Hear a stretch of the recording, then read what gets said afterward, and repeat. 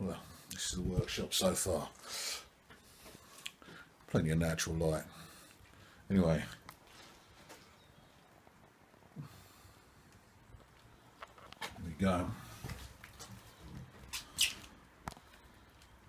10mm armoured cable running for submarine. Cable running 40 amps at any one time. So plenty to power the heat treat oven, the grinder, anything else I've got running at the time. Like I say, small but significant. Feels good to have the ball rolling. Anyway, just waiting to get a roof on this puppy now, huh?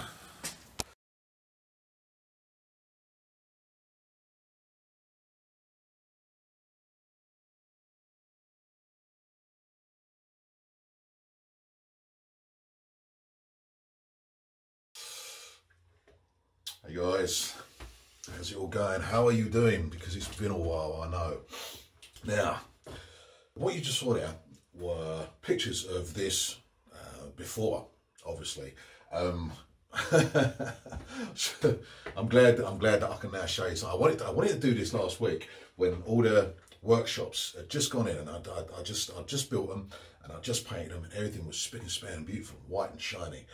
But I just carried on going, and I started putting gear in, and I started using the gear in here to make other gear, and pretty soon it just ended up that we're now in a fully functional workshop, which of course is a good thing. I did want to show you it when it was shiny. It looked like something out of Space 1999, you know what I mean?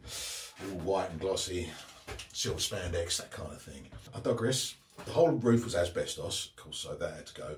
And it was also sitting proper low. The roof had to be raised up because obviously I didn't want to be banging my head on it. I had enough of that in the old shed. That went, there was a big window there. That all got blocked up because I didn't want any natural light in here. It doesn't stay still, you know, it moves. It starts off over there, ends up over there, or whichever way you're facing. And that can really mess with your plunge lines. It can mess with your grinds. Any light in here now will be artificial, directed, or reflected light. The purpose of this now is to show you the new dirty room, to show you exactly where we're at and what we're going to be like moving forward. Now, the guys who put the roof on, I got them to build a base out there as well, 16x12 concrete slab base. That'll be where the clean room's going. In the interim, there are pieces of kit in here which will be going in the clean room, but of course they're essential to my knife making, so they're in here for now. Once the clean room's done, there'll be other bits of kit going in here, and there'll be bits of kit in there, and then maybe I can do you, if you're interested, I'll do you a full walkthrough of both workshops. But for now, let's have a little tour, shall we? See what's happening. The hub of any knife making workshop, the grinder. Now, like I say, this is an Addy grinder. She's a little bit grotty now. She's been serving me well for the last 7 or 8 years or so. But anybody who's got an alley grinder will see where this has been changed. So for starters, I've got an oversized platen head here. It gives me the platen here, and it also gives me a slack portion up here. I've got my own wheels on there. I've got a 3-inch serrated there and a 2-inch rubber up there. A couple of aftermarket knobs. That had to be done. I got these water jet cut along with the platen head and a few other bits and bobs. Uprated tracking bracket, and a new wheel and a 5-inch drive wheel there, and a little jerry-rigged paintbrush to save excess grit travelling around the inside of the belt. So this is the old Addy grinder here. You can see the difference it makes with a 5-inch wheel. As before, flippable. Now, I do have, like I believe I mentioned before in the last video, I've got plans for dedicated grinders. But now that I've uprated the platen head on this, I'm actually really liking it. So I'm going to rethink that. I'll have at least one grinder going in. We'll see how we get on. New blaze belts. Absolutely love these. Well worth the extra expenditure. Now, we got the old heat treat oven.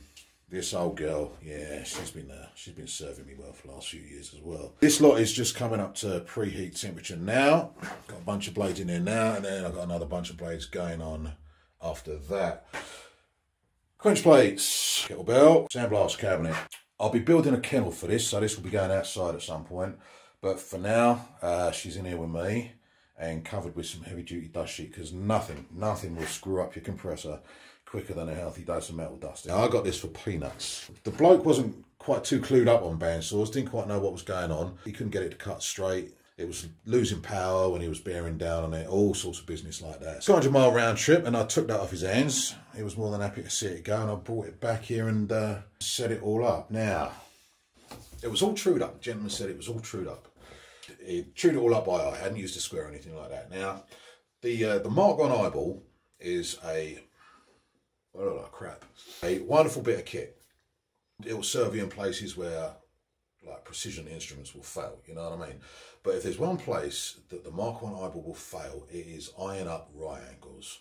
If you can eyeball up a right angle to 0 degree accuracy, then I tell you what, drop Stanley an email or something, because you've got a superpower. That's your superpower. One little bit was kind of in true, another little bit was kind of in true, but you add up all those little angles that are out of true, and the whole thing ends up to one big jelly of non-conformity. So I got it back. Oh, and the belt tension was off. Didn't mention that. So I got it back, trued it all up with the squares and everything, got it all going, and now it runs an absolute treat. Like I say, belt tension was off. That's why it was losing power. Give that a tweak, and it was just, I mean, it took me a couple of hours, but time well spent. It's now running like a dream. Now, I told the fella this. I said it was, you know, there was nothing wrong with it, because nice bloke, you know, he threw in a Electra Beckham miter saw with this, you know what I mean? Top guy. And I mean, I've used that to make most of these workbenches. So I come forth with him and I told him about it. He didn't want any extra for it, so, you know, fair enough. I sent him a bottle of the finest and he was more than happy with that. Now, as you can see, I've got a bunch of wood already cut up there. Some more to go there, and plenty down here to go as well, mostly oak and walnut. Now this here, this is my stall. It's my workshop stall. I love this stall. There's a woman in the Pannier Market just up the road from here selling this as a lion tamer's stall from the circus.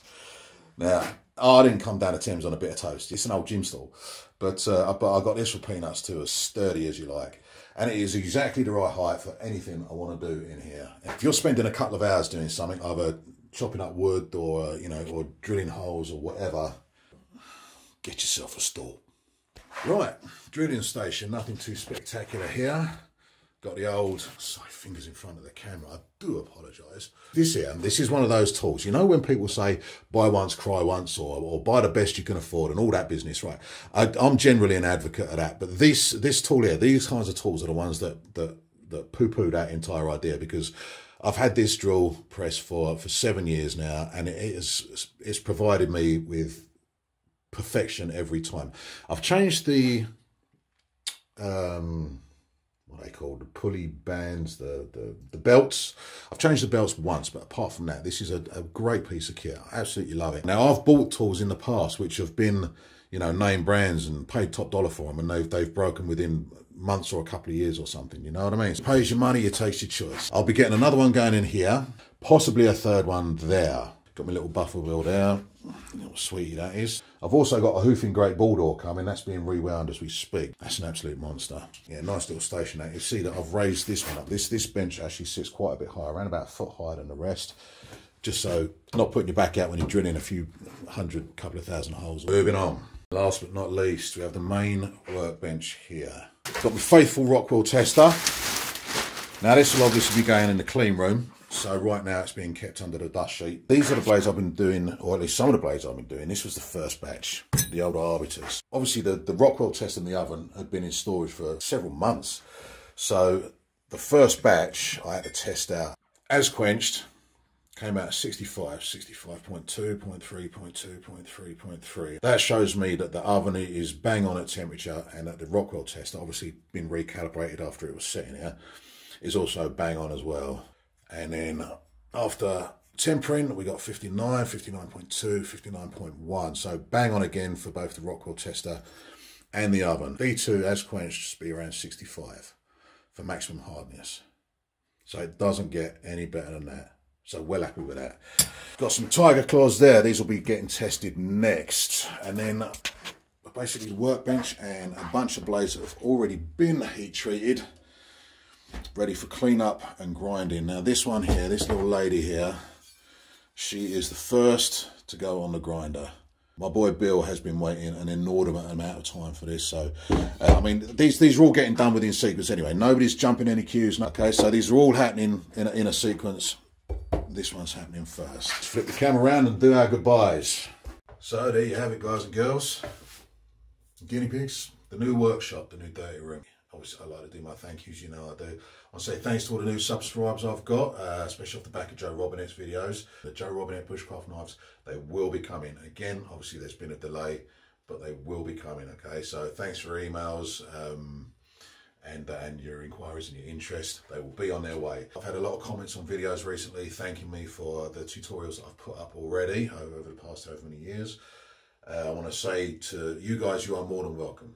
Okay, absolutely. I know how hard it is to get the information that you want, especially when you're starting out. There's a ton of information out there, but finding out the right information, that's the tricky part. I'm looking forward to doing them. I hope you guys are looking forward to watching them as well. To the guys waiting, obviously all of you have the patience of many, many saints. You all rock from the bottom of my heart. I wish I could have a beer with each and every one of you. A great many of you I do consider friends, especially considering the amount of correspondence we've had over the past 2, 3, 4, 5 years. Those of you who have been long-term customers and are waiting on blades now. Yeah, I love you all. Thank you so much. Thanks for coming along, and looking forward to getting back to grinding, and I will see you all in the next vid. Peace.